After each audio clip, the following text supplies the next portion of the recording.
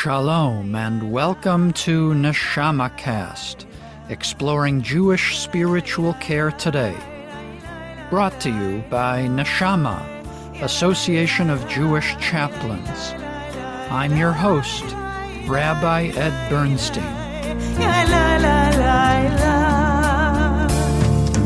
Welcome to the launch of NeshamaCast. Neshama, Association of Jewish Chaplains, or NAJC, is the professional organization of Jewish chaplains worldwide. In this podcast, we will meet Jewish chaplains providing spiritual care in a variety of settings. Through their stories and collective insight, we will learn what they do and why their work in spiritual care is important both to the Jewish community and to our community at large. On this inaugural episode of NeshamaCast, we have a most fitting first guest. Rabbi Joe Ozarowski serves as the president of NAJC. In his day job, he serves as rabbinic counselor and chaplain for JCFS, Jewish Children and Family Services of Chicago. He is an esteemed scholar with publications that are considered standards in Jewish spiritual care. Most important, he is a husband, father, and grandfather, and, I might add, an all-around mensch. Rabbi Joe, welcome to NeshamaCast. That's a very undeserved but appreciated introduction. Thank you very much, Rabbi Ed. It's a joy being here, and it's a joy being able to launch this podcast for NAJC with you. And thank you for all the work you've put into it. It's really my pleasure.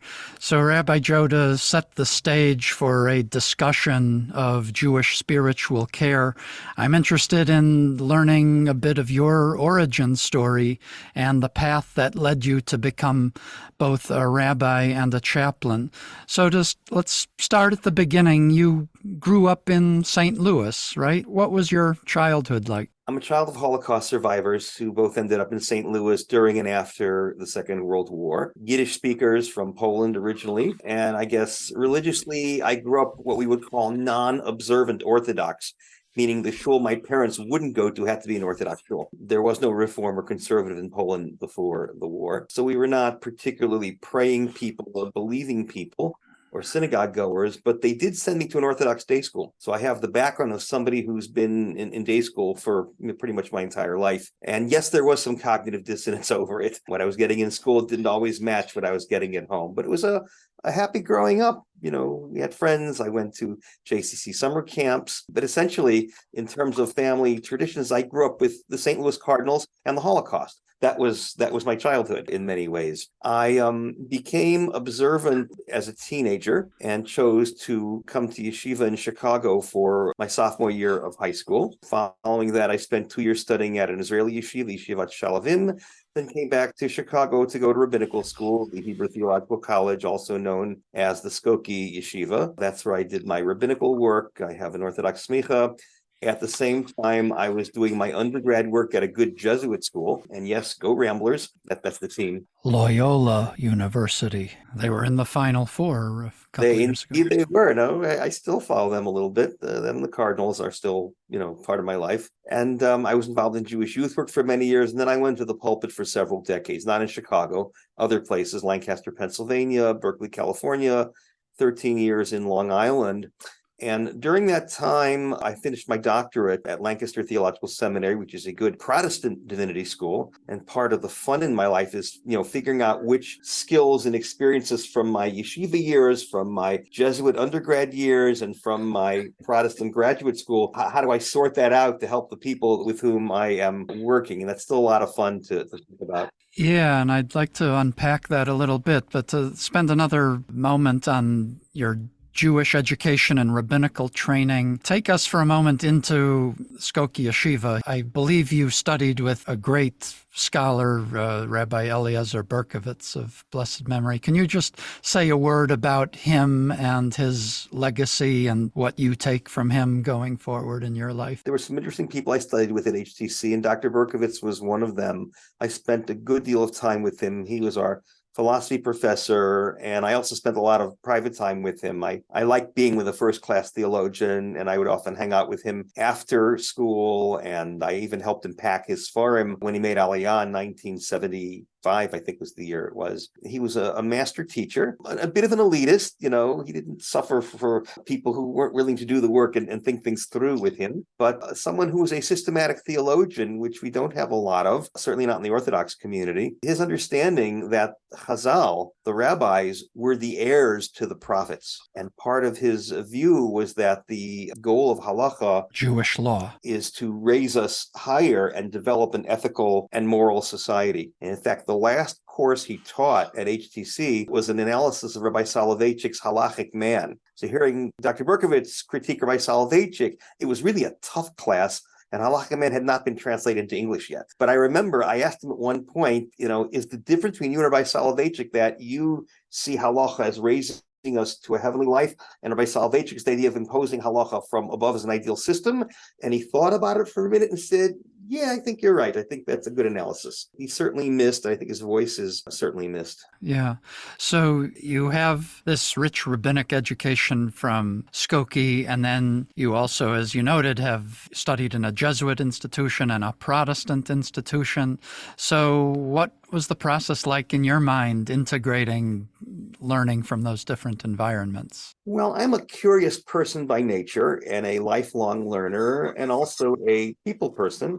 So at least that's how I see myself. And all those aspects and skills fed very nicely into my eventual migration into Jewish chaplaincy. The synagogue rabbinate was an exciting endeavor, and I really enjoyed the communities in which we lived. But the pastoral part of the work and the teaching part of my work were the favorite parts of my work, which is what led me to the doctorate that I did at Lancaster Theological Seminary. It was a lot of good professional training, a lot of good thought work, and then the dissertation eventually became my first book, To Walk in God's Ways: Jewish Pastoral Perspectives on Illness and Bereavement. And I finished the degree in 92. The hardcover came out in 95. The softcover came out in 2004. I understand the hardcover is out of print, but you can find the softcover on Amazon, actually. You put my name in there, it's there. It's funny, I did the work before I got into chaplaincy, but it's funny that I anticipated a lot of what I'm doing today when I did that research and when I did the publishing and the writing of it. What's lovely when I think about it, I didn't know where I'd be at this stage in the game 50 years ago. If you asked me, where, when you were bar mitzvah, when I was bar mitzvah, when I first started as a rabbi, where are you going to be in 50 years? And I would think nothing like this, to be an activist in a part of the rabbinate that hadn't even been invented yet. But I got to do some of the inventing, and how lucky is that? I feel very blessed that God said, I'm going to give Ozarowski a chance to live out some of his vision. I feel very, very grateful that I got to do some of that. Wonderful.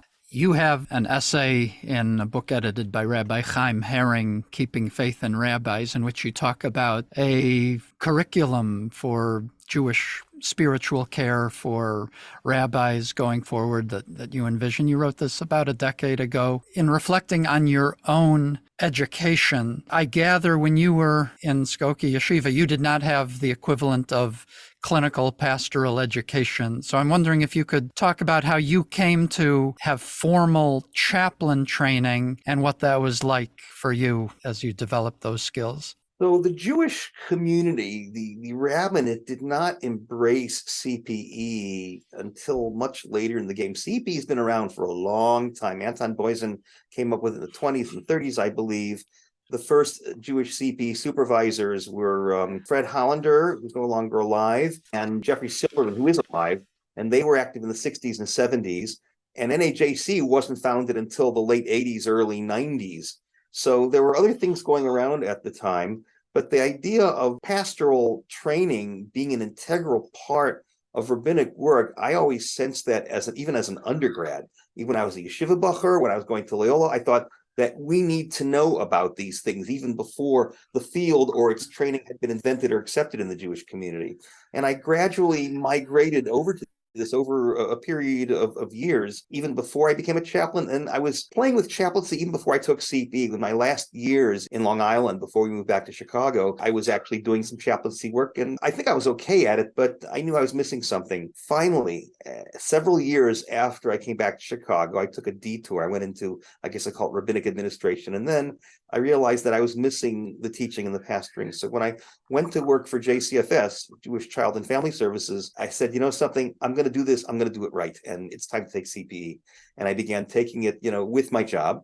And I became board certified in 2012. The writing actually came before. What I wrote in Chaim Herring's book was that I think that every rabbinic student should have a unit of CPE, because even if you're not going into the field, the training, the gifts, the things you can get out of it are just immeasurable. They will help you no matter what you do in the rabbinical world, in the world of clergy. How does CPE differ from typical rabbinic education? What are the different goals that you have in those different settings? That's a great question. So no matter which flavor of Judaism you identify with, whether it's the type of Orthodox yeshivas I went to, or whether it's a non-Orthodox rabbinical school, essentially we would call it an academic training. Means you're studying sacred texts and you have to master text. It's Talmud, it's halacha, it's philosophy, it's Bible, et cetera, the Hebrew language.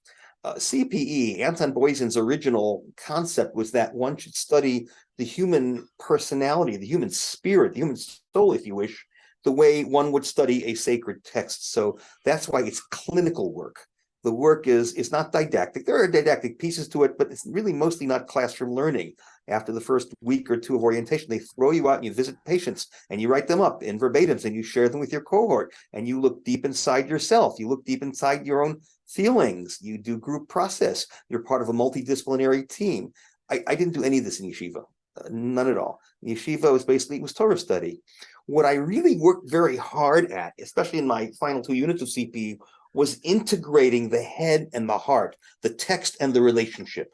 To me, that's what we strive for. And sometimes we do better at it than others, but that's the goal we try to strive for, that the text, the sacred text of our people inform the work that we do and inform ourselves personally, but we translate those into the relationships that we build, the presence that we offer, the support that we give to people who are suffering and who are grieving, who are dealing with life's difficulties and trauma. In your writing in Chaim Herring's book, I think you say something to the effect that in yeshiva, we learn texts from the master teachers, and in CPE and chaplaincy, the people we serve are the texts and the teachers. That's correct. I got that idea from a CPE supervisor who wasn't mine. It was Paul Stanke of blessed memory, who died recently, who basically said that, in other words, they're the teachers and we're the students.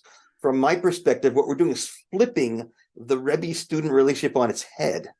But that's the point. We're learning how to navigate life from the people that we are serving and supporting. And so we listen, and support comes from receiving whatever they are sharing with us. Mm-hmm. And frankly, if we do it well, we will grow from that as well.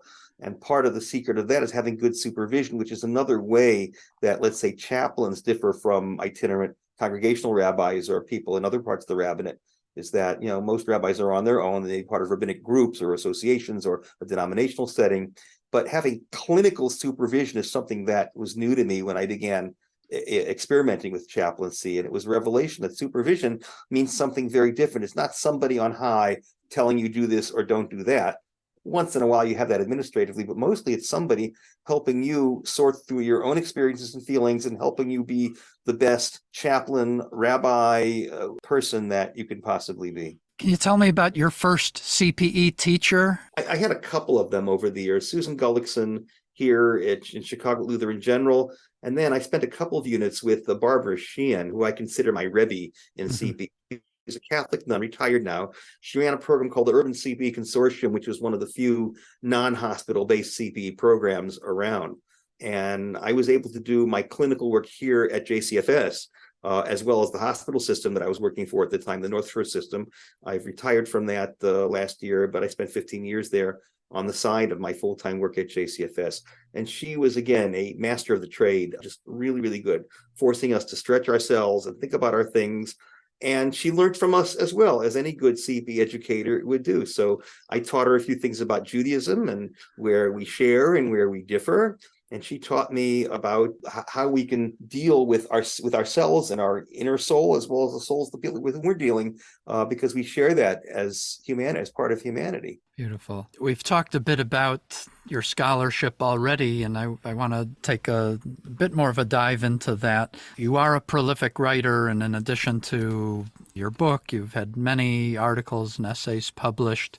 Do you have an overarching goal when you write? Is there a particular interest of yours within the realm of chaplaincy, scholarship, and Jewish spiritual care? An interesting question. I have a number of goals when I write different things. It depends what I'm writing, but I think my attempt is to join the sacred scholarship and of our people and the wisdom of our sages with the needs of real people who live in the real world. So, for example, when I write for NAJC, and you're a member of our board, and so you've seen, I always put a text in there. There's always a Torah text. Sometimes I borrow from pop culture as well, and then I integrate them and try to take a message that will speak to the hearts of the people who are supposed to be reading this. And I always keep them in mind. I try to look at it from the reader's perspective. If it's understandable to me as a reader, then it's probably understandable to the people that I do it as well. So that's really my overarching goal, is to try to meld those together into this type of a cogent message that is going to actually help people. I think about, why did I get into the rabbi business in the first place a long time ago? It's to use Torah to help people, and I get to do it, and I feel very blessed because of that. Yeah, one thing that struck me in your book, To Walk in God's Ways, is your discussion of incorporating spontaneous prayer into pastoral visits. I could relate to that from my own personal rabbinic and pastoral experience. My own training, similar to yours, was very text focused, and in my early rabbinate, if someone was sick, I would pull out the appropriate text from Jewish liturgy to pray for healing. It wasn't until I started taking CPE that I encountered spontaneous prayer. So I'm wondering if you could talk about your use of this practice as a tool and how you use it, say, with either less observant Jewish people or perhaps non-Jewish people, and perhaps how you've incorporated spontaneous prayer into more traditional Jewish clients or patients. So let's talk about the scholarship first, then how I actually use it. There are a number of sugyot in the Gemara that talk about being mevakesh rachamim, to ask for God's mercy. In Nedarim 39 to 42, there's a long sugya, a long section dealing with Bikur Cholim, visiting the sick. So the question then becomes, what did the rabbis mean by being mevakesh rachamim, asking for God's mercy? When you ask most literate Jews, what's the prayer for the sick? I told them Mishaberach. May God who blessed our ancestors. There's a beautiful Debbie Friedman song on it. That's what they'll tell you it is. But the best scholarship we know suggests that the earliest recorded Mishaberach was in the Siddur of the Maharil, which was 13th century. Maybe he didn't write it. He got it from the 12th century.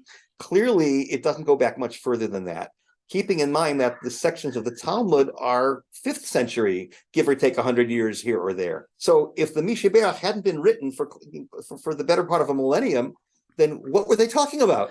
They must have been talking about spontaneous prayer. It had to be. There was a tradition of spontaneous prayer that we've lost. The more we got into fixed liturgy, we got away from spontaneous prayer. And you know who picked it up? The Protestants. And that's where I got the first idea from, here in spontaneous prayer. I wrote a story in my first book about it, seeing how wonderful this was from my Protestant colleagues. I thought I would try it myself. This was back in Lancaster, Pennsylvania, a bunch of years ago. And I was with one of my congregants in the hospital. I said, would you like me to say a prayer with you at the bedside? And he said, oh, Rabbi, why would you want to do that? And I thought, okay, I guess I don't. It took me a while to develop those skills. After the book, and I published this in a publication for what used to be called the National Center for Jewish Healing. It's still out there on the internet, where a lecture that Rabbi Soloveitchik gave in 82 that I actually heard. It was one of the last public lectures he gave. And he later published it in his sefer called Shiurim L'Zecher Avi Mori, a lesson in memory of my father, my teacher. Rabbi Soloveitchik suggests there are two forms of prayer. One he calls tefillah, which is fixed prayer, and the other he calls tzedakah, crying out, which he defined as unfixed prayer. In other words, unsettled prayer. And basically, fixed prayer is what's in the book. Unfixed prayer is whatever comes from your heart. There's no fixed formula. It's whatever you need to say to God at that particular moment. I'd say that this is a halachic source we're talking about, but it fits right into the theology of it. And that's the basis of prayer, that, as I see it, that we do with the patient. So in terms of how we actually do it, what I do is use prayer as, in many ways, a summary of the visit by reflecting back to the patient or the client what took place and what did I hear? What were the feelings that I heard? Is it pain? Is it fear? Is it suffering? Is it joy? Is it hope? What are they? And lift them back up to God. And that's part of when I do pastoral counseling in my office. That's the difference between me and a social worker or a therapist. In other words, they don't give blessings or prayer. I do. Chaplains do. We all do. That's how we do it. And in terms of the formula, it all depends on where they're coming from. If they are people who are relating to fixed liturgy, I might include the Misha Berach or parts of the Misha Berach in there. If they don't relate to it, I'll let it go. Or I may do a hybrid of that. It all depends on what I'm receiving from the client or the patient. Mm-hmm. Speaking of scholarship, I believe you have a certain level of bikiyut, broad knowledge in Star Trek lore. And I'm wondering if you could share examples of the nexus of Star Trek and chaplaincy. This is one of my favorite chaplain stories. It's also the funniest deathbed experience I have ever had. I did 15 years of hospice work in my work at JCFS. So I've had a lot of deathbed scenes. And as a congregational rabbi, I had them as well. So I was at Skokie Hospital and I was called to, there was an on-call. It was on-call, it was regular hours. But the pager went off. Somebody wanted sacrament of the sick. I was told they were dying. So of course I'm not Catholic. I can't do sacrament of the sick according to their rules and my rules, but I can arrange it. So they're dying. So I went to the room. Every chaplain does an assessment of some sort when you go into the room, just what's going on, what are we hearing? And the patient was on the bed wearing a breathing mask. There were other people around. But for someone who was dying, he was awfully gregarious. Talk. And what were they talking about? They were talking about Star Trek. And I realized in listening to the conversation, these are not just Trekkies. These are not just the people who go to the conventions. These are the people who organize the convention. And he's saying, when I get to heaven, I'm going to organize SkyCon 17. Now you know when the story took place. All right. I'm a Trekkie too, all right? I've seen all the series. I've seen every one of the TV shows more than once. I've seen all the movies. So I have some bikiyut. I have some knowledge of Trek. I don't have Vulcan ears or a Starfleet uniform, but I know quite a bit about it. So I said to the patient, I said, as my way of entree the conversation, oh, are you planning on going to Sto-vo-kor? Now, for those of you who are not Trekkies, I need to give the Rashi, the explanation. What is Sto-vo-kor? In the Star Trek universe, the Klingons are one of the alien races, and they're the warrior race. So, and they play a big role in all the various Star Trek series. So Sto-vo-kor is the Klingon heaven. It's where the Klingon warriors go when they die in battle. They thought it was really amusing that this guy with a yarmulke knew what Sto-vo-kor was. And that started a lovely conversation of all things Trek for about close to an hour, actually. It was great. It was a wonderful conversation, back and forth and back and forth. So finally came time to do what I was sent there for, which is to arrange sacrament of the sick. And I asked him about it. And then I decided to throw another one. I said, would you also like me to do with you the Klingon death ritual? Okay, for those of you not Trekkies, what is the Klingon death ritual, you're wondering? When a Klingon warrior dies, another Klingon warrior grasps their head really tightly and lets out a blood-curdling scream to let the warriors in Sto-vo-kor know that a Klingon warrior is on their way. They busted out laughing, the people in the room. They thought it was hilarious that this guy with a yarmulke not only knew the Klingon death ritual, but was prepared to do it. And the patient said, no. Can you get me a sci-fi priest? A sci-fi priest. I can get you a priest. The sci-fi part, I can do with you. We'll do some more sci-fi here. So we spent another 15 minutes. It was great. And I blessed him in 3 different Star Trek languages.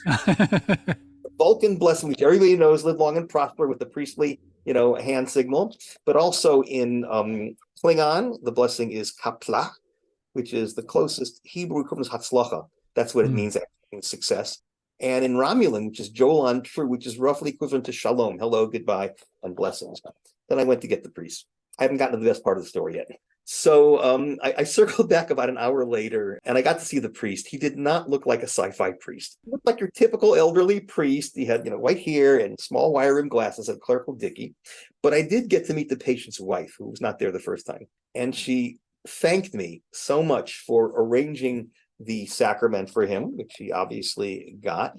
But then she says, he told me to tell you, she says to me, that the time he spent talking with you about Trek was more meaningful than the sacrament of the sick. Wow. I walked away from this encounter with such a smile on my face. This has got to be the funniest deathbed scene I've ever had. But I also learned a couple things from it. Number one, that all the time I spent watching Trek was not Bipul Torah. It was not wasted time I should have spent studying Talmud. It prepared me for this particular encounter. Number two, what is spiritual care all about? What is chaplaincy all about? It's about connection, essentially. And there are many ways to connect. Sometimes we connect in Jewish tradition, in ritual, spirituality, culture, peoplehood, but sometimes we connect through a Hollywood-based mythology, and that's a valid connection as well. That's a great story. I want to turn now to your work at JCFS. JCFS and its counterparts around North America have been cornerstones of organized Jewish life in North America for over 100 years. Yet there are many people who don't know what they are. What does JCFS do, and what role does it play in the Chicagoland community? So JCFS used to stand for Jewish Child and Family Services. They rebranded it. Essentially, it's probably it's not the only one, but it's the major federation-affiliated Jewish social service agency in the Chicago area. And there are agencies like it in most other organized Jewish communities, Jewish family service type agencies. It's a huge agency. It's got about a $30 million budget, 400 or 500 employees. They are in the schools. They've had fostering programs. There's all sorts of counseling and interventions they do for children, and it's just many, many different things. The part that I work with, I'm based in what's called the Jewish Community Services Department. We do the programming within the Jewish community. So I'm very closely tied to the team that does addiction and recovery support, adoption and fertility support, very deeply involved with the bereavement programs here. We have a very robust synagogue partnership program. We have many shuls that are contract with us for us to provide services to them. We embed people within the shuls. And I do a bunch of rabbi-related things for them. I'll do trainings, I'll do teaching, some writings. But most of my time is spent running the Jewish Community Chaplaincy program that I co-created. I don't want to take more credit than I'm entitled to, but I did co-create it, and I get to run it now, which is just a wonderful thing. And we have a team of myself and 4 other chaplains and a coordinator who's not a chaplain. And we meet with people one-on-one to deal with whatever they'd like to talk about, spiritual support, spiritual care. We do programming in senior facilities. We are a resource both within the agency as well as outside the agency. Just in the last 7 days, and I'm not saying this to both, but to give you an idea of what we do, I did a training for the clinical staff and the teenage clinical staff and the adult clinical staff here at our site. We have a half a dozen sites. And in the same week, I dealt with 2 hospitals in the area who want Jewish support for their Jewish patients, whether it's helping them hire a Jewish chaplain or providing training for their CPE residents and their clinical staff. We talked about all those things. So we are available to the broader community to support our people and people who are in need. So how does chaplaincy in a Jewish community differ from rabbinic leadership in a synagogue community, since you've done both? A really good question. First of all, chaplaincy as a subset of clergy is relatively recent, and a lot of people don't understand what it is. In other words, what's a chaplain? Is it Charlie Chaplin? Aren't all chaplains Christian? Do chaplains pray with the dead? And the answer is Charlie Chaplin was a gifted, actor and comic, but he wasn't a chaplain. Most chaplains are Christian because most Americans are Christian, but NAJC, and I'm, honored to serve as president, we have 500 members. We have that. And as far as praying with the dead, we do that a little bit, but that's a fraction of what we do. We do much more. When we set up the program, and that was in 2016, and it's hardly been 7 years now, we had to spend a lot of time doing this dog and pony show, marketing chaplaincy. So I spoke, and people with me spoke in a lot of places. We also did videos. I mean, you can still see them on our website. I did a couple of these 1 or 2 minute videos. What is spiritual care? What is spirituality? What is chaplaincy? And I'll define it for you. I'll give you the elevator speech right now, because I think some of our listeners may not be chaplains and they'll want to know. People who are chaplains know exactly what I'm going to say. They've probably said it themselves many times. Spirituality is essentially dealing with the bigger issues of life, the huge questions of suffering, loss, hope, purpose, meaning. Why is this happening to me? What is my place in everything? And in both the personal sense as well as in the clinical sense, there's research on this. It's the question of being part of something larger than we are. So as Jewish chaplains, we are able to connect with Jewish tradition, Jewish culture, Jewish law, Jewish philosophy. Pick your access point. All of those are valid access points. How do we differ from synagogue clergy? So chaplaincy is a rather recent development here. I think the major differences are that synagogue rabbis are not always trained in the skills that we learn in CP, although that's starting to change. Part of what I wrote in that chapter in Chaim Herring's book was that it's a welcome development, that taking a unit of CP allows you to use those skills in the congregation. But even so, the setup is different. When you're working for a hospital or a Jewish social service agency or a prison or the military or some other pastoral framework, you're working within the framework. You're not working for a large group of congregants who pay your salary and sign your contract. You're working within the framework. So in some sense, it's easier. You don't have 500 bosses. But in some sense, it's harder. The framework might not even be a Jewish one, or if it's Jewish, it might not be your particular denominational setting, and you have to be willing to be flexible to operate within that broad setting and relate to a large variety of people. So you may not end up being the posek, the ruler of Jewish law, if that's where you're coming from in a traditionalist setting. But you get to reach people on a level that many congregational rabbis don't. Some congregational rabbis specialize in pastoral counseling. If they're trained to it, that's a wonderful thing. Many don't. Many prefer not to or just aren't able to. We get to. Sometimes another major difference is that congregational rabbis get to spend a lifetime, or at least the part of a lifetime, however long they're serving in a congregation. When you're in a hospital, it's kind of on the fly. You may not see them again, but the 10 minutes or hour that you spend with them can often have a dramatic effect on their lives. So there's a quantitative and a qualitative difference. But essentially, you're dealing with their emotions, their souls, at a time where they're extremely vulnerable. And chaplains get to help people at a time of vulnerability. And part of that is we have to look at our own vulnerability in order to help support somebody else's vulnerability. And so there are a number of differences. But like I said, using Torah to help people may be the tzad hashaveh, maybe the common denominator there. And that's why we still see ourselves as part of the rabbinate, at least those of us who are rabbis, and not all chaplains are. Some are cantors, some come from a non-clergy perspective. But we share the Jewish tradition, and we share the abilities and desires to use Torah and the spiritual tools of our tradition to make a difference in people's lives at these really liminal moments.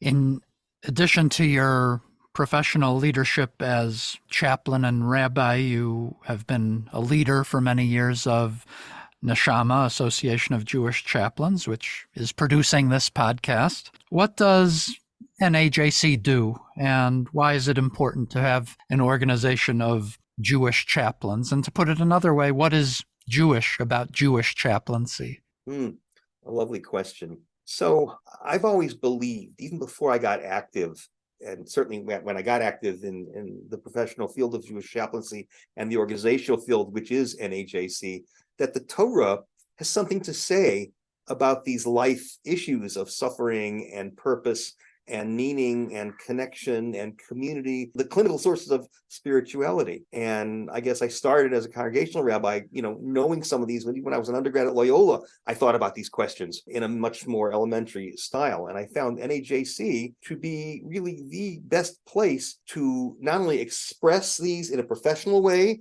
but to connect with other people who have similar clinical pastoral education training, as well as doing the same kind of work. So NAJC is a place for chaplains who are Jewish, and many of our chaplains do not work in Jewish facilities. They are serving in non-Jewish places. Some of them don't even serve Jews. Or their neshama, which is our name, is Jewish, and they want to be informed by Judaism.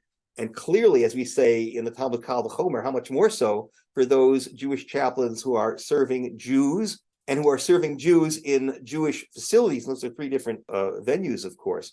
That there needs to be a place where we can talk to each other, learn from each other, share best practices from each other, and have the chaverschaft. And frankly, the chaverschaft piece, the collegiality, has always been my favorite part of NAJC. What is NAJC's relationship to other organizations, what we call the cognate organizations like Catholics and Protestants and Muslims? Can you talk about sort of the constellation of chaplaincy writ large and how NAJC fits into that? So chaplaincy is a growing field. I think the pandemic got us out there in many, many ways where people often had no place else to turn but the chaplains who were accessible and available because there often wasn't anything else that could be done. In the world of chaplaincy, we are part of what are called the strategic partners. I think we used to use the word cognate, but the term that they like to use now is strategic partners. There are 5 groups that are connected with each other. We're not the same group, but we have a common table at which we set standards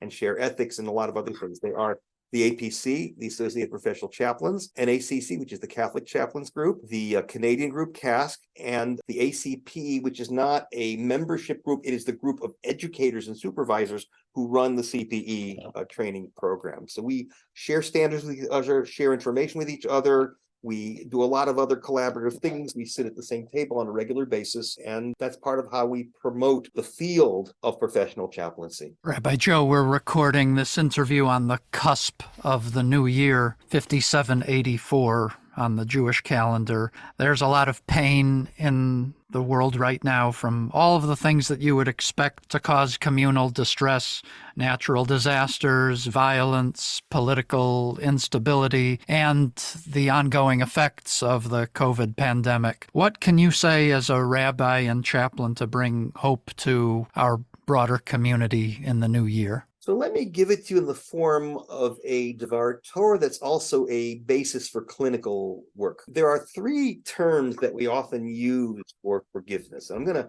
start individually, and then maybe we'll broaden it to the world, the community. Chaplains are not politicians. We're not doing that type of negotiation and navigation work in the political world, but I think a lot of what we do on the individual world can and should be broadened because the idea of reconciliation and healing is something the world needs. There are 3 terms that we often use in our liturgy and in our practice. And in Yom Kippur, they're very much liturgy. It's slicha, mechila, and kapara, and they often are used for forgiveness or atonement. They're often used interchangeably. And then on Yom Kippur, of course, if you're in shul, go slach lanu, machal lanu, kaper lanu. It's very much a part of the VD, the confessional service. Across the board, we ask for those 3 things. But they each mean 3 different aspects, and I think there are some really good clinical things we can derive from those 3 approaches, and I'll try to tease them out for you. Slicha, I would define as earned forgiveness, and I think those of us who've studied some of this know that Maimonides has all sorts of formulae for how you earn forgiveness. You have to articulate what you did wrong. You have to apologize. You have to resolve to do better. You have to change the behavior and be in a situation where you've changed the behavior. In some ways, it resembles what's called in the therapeutic world CBT, cognitive behavioral therapy. It's very similar to it. So that's earned forgiveness, according to Maimonides. Then there's mechila, which is also translated as forgiveness, but it's a different type of forgiveness. I would call it unearned forgiveness. It's not something you have to do to get. It's a choice that you get to make to forgive someone else. The closest clinical equivalent is letting go. In other words, it's not somebody who asks you or earns it or deserves it. It's a choice you get to make to let go of what's been troubling you from somebody else. And this is what God does for us as well. If we follow, Yom Kippur, we've asked God forgive us. We believe that God forgives us. And we ask God to forgive us and let go of things as well. And that's true of how we interact with each other also. And then there's a 3rd level, and that is kapara. Most people think of kapara as kippur, as atonement. And there's the famous, homiletic drush, the device of you put in hyphens at one mint. So reconciliation, which is lovely. I've used it myself, but I'll give you another approach to it. In the Torah, the word kippur has another meaning. The kaporet was an ark covering that was used in the ancient Mishkan, the tabernacle that served our ancestors in the desert. So kippur has the connotation of covering. So another clinical approach to this is that sometimes what's gone wrong, we can't work through fully, and we can't get rid of fully, but we can do some partial work on it by covering it up, putting it in a drawer, or put it up on a shelf where it's still there, but it doesn't get in the way of day-to-day life. These are 3 different dimensions of forgiveness and reconciliation. And I think that we can certainly use, I use them in my chaplaincy work when it comes up, when somebody comes to me, and I can't give absolution, although I've been asked, but not a Catholic priest, we don't do that. But I can help them work through these in their own way using these Jewish model as a model for something even bigger than just what we do in shul. And I think the world could learn a few things from that as well. I think the communities at large, with the nastiness that has befallen our community, and it happens in social media and it's in politics, where we need a little bit of slicha, we need to earn it a little bit, we need a little bit of mechila, we need to let go of it a little bit. We need kapara, we can't get rid of it, we can put it on a shelf so it doesn't get in the way of day-to-day life. That's my hope for this coming year. Rabbi Joe Ozarowski, it has been an honor to share this time with you. May you be blessed with good health, strength, and courage to be able to touch people's lives and make their world a bit brighter. Thank you for all that you do and for being on this inaugural NeshamaCast. And as the kids say, Rabbi Ed, back at you. Thank you very, very much, and I wish you the same as well. NeshamaCast is a production of Neshama, Association of Jewish Chaplains.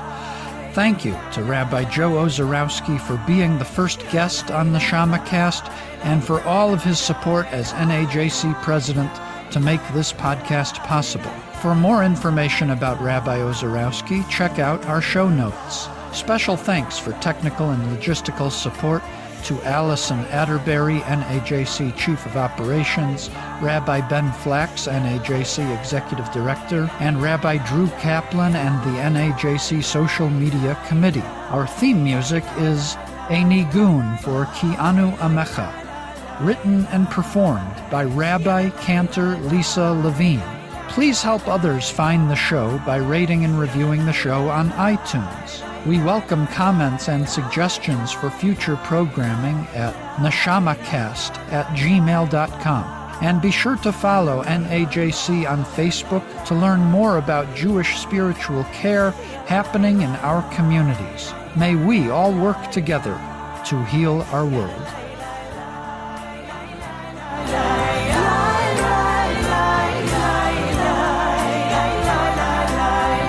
So you've lived in Chicago all these years, but you're from St. Louis. When the Cubs play the Cardinals, who do you root for? Well, that's easy. I'm still a Cardinals fan after all these years. There's a rivalry that goes back a century between Cubs fans and Cardinals fans. And when the Cubs won the World Series, I was telling people, Cardinal fans are nothing if not gracious. We are happy to celebrate with our Chicago Cubs friends once every 100 years or so.